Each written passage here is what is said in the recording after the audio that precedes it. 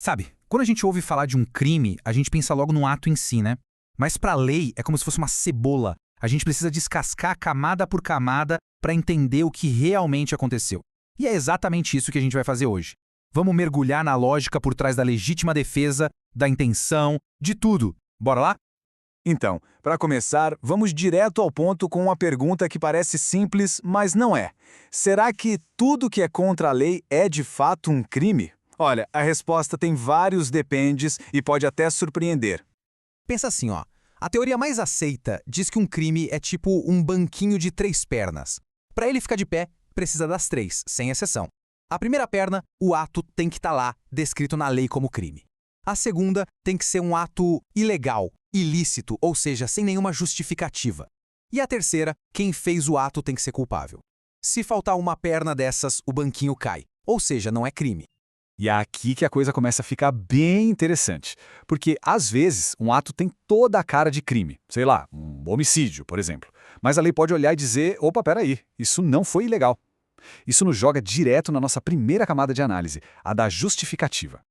A lei sabe que existem situações limite, né? Situações extremas em que um ato que seria crime acaba sendo justificado. Pensa no estado de necessidade, quando é preciso fazer algo para salvar uma vida de um perigo que não foi a pessoa quem criou. Ou, o mais famoso de todos, a legítima defesa, para se proteger de um ataque. Mas tem um porém gigante aí. Tanto em um caso quanto no outro, a resposta tem que ser na medida certa. Nada de exagero. Mas aí vem a pergunta de $1 milhão, né? Onde é que a defesa vira excesso? Essa linha é bem tênue e a lei olha isso com uma lupa, viu? Analisa direitinho se a reação foi proporcional à ameaça. Porque vamos combinar, legítima defesa não é um cheque em branco para sair fazendo o que quiser. A definição que a gente encontra é bem direta ao ponto. Basicamente diz que o excesso que pode ser punido começa quando a agressão acaba, mas a pessoa continua se defendendo.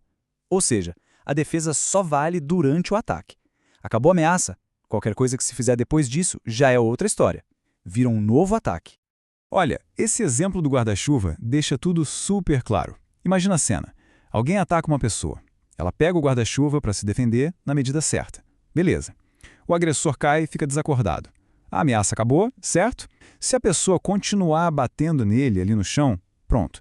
Isso não é mais defesa. A partir daí é excesso. E esse excesso vai ser punido.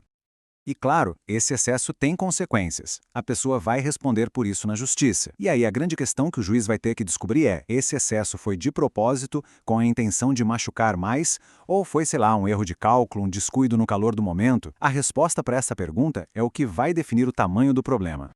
Beleza, então vamos recapitular. O ato é típico, tá na lei.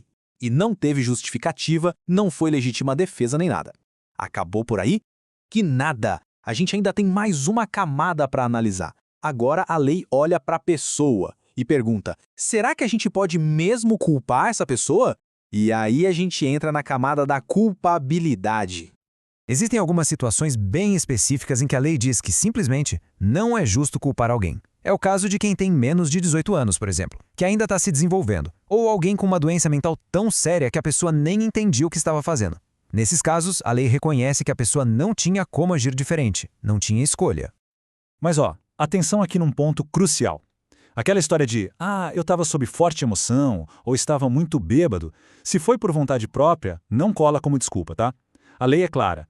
Se a pessoa escolheu ficar bêbada, por exemplo, ela assume a responsabilidade por tudo que vier depois. E agora a gente chega no miolo da coisa, na última camada, talvez a mais importante de todas. O que estava passando na cabeça da pessoa?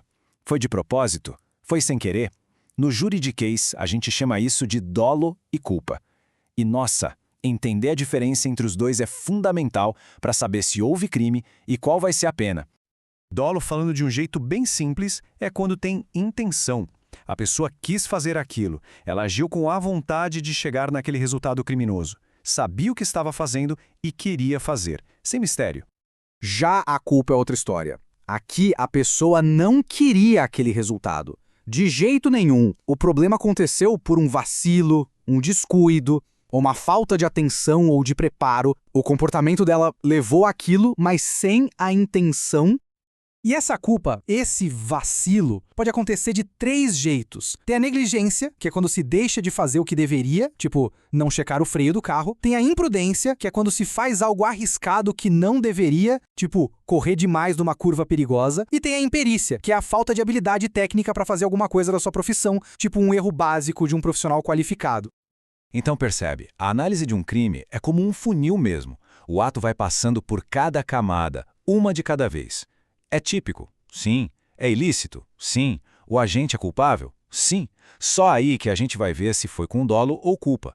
Se qualquer uma das primeiras respostas for não, o funil entope ali mesmo e a gente nem continua a análise. Não tem crime. É um sistema bem amarradinho para garantir que tudo seja pesado. E o mais legal é que essa estrutura toda não vale só para, sei lá, um assalto a banco. Não. Ela se aplica para tudo, até para aquelas pequenas confusões do dia a dia. Cabeça, vamos pegar uma situação que, nossa, muita gente já passou.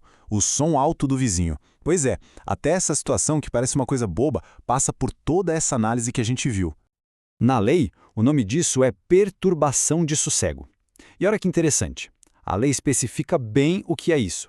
É atrapalhar o trabalho ou o descanso de alguém. Seja com gritaria, barulheira, abusando do som alto, não é qualquer barulhinho. É algo que realmente o perturba. E agora, vamos quebrar um dos maiores mitos urbanos do Brasil, aquela famosa história da lei do silêncio depois das 10 da noite. Gente, isso não existe na lei penal federal. Isso é mais costume ou regra de condomínio. Para a lei, o que importa é uma coisa só: a perturbação. Se o barulho está excessivo e está incomodando, pode ser problema a qualquer hora do dia ou da noite. No fim das contas, toda essa estrutura mostra que a justiça vai muito além de só olhar para o ato em si. É preciso entender o contexto, a intenção, a responsabilidade, a coisa toda. Então fica aqui uma provocação. Da próxima vez que a gente ouvir falar sobre algum crime, que tal a gente tentar enxergar essas camadas? Tentar descascar a situação. Porque é justamente aí que mora a diferença entre um simples fato e um crime de verdade.